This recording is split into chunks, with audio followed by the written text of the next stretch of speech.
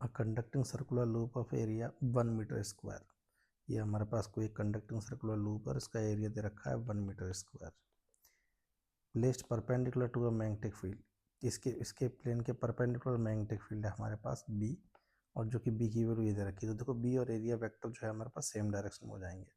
तो ऐसे में अगर मैं इसका फ्लक्स लिखूँ तो वो कितना आ जाएगा, एरिया का मैग्नीट्यूड, बी का मैग्नीट्यूड,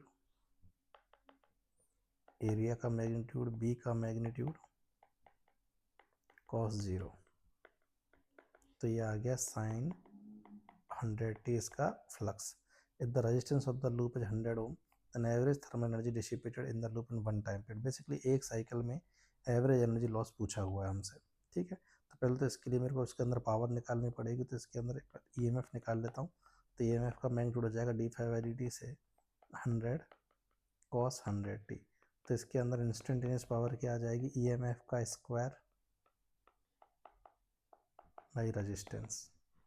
तो इंस्टेंटेनियस पावर तो आ गई इसकी 100 cos स्क्वायर 100t।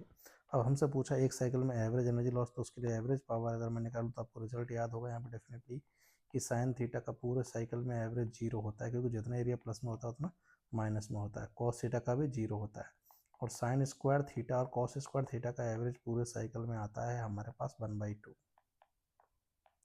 ठीक है। तो इसका एवरेज पावर कितना आ जाएगा, 100 तो एज पड़ा रहा, कोस स्क्वायर का एवरेज 1/2 से एवरेज 50 वाट की पावर आएगी। तो ऐसे में average heat production in one cycle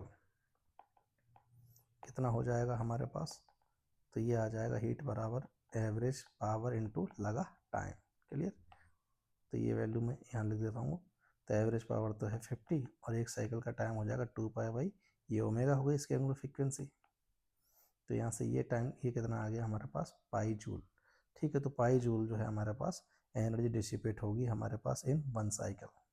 clear.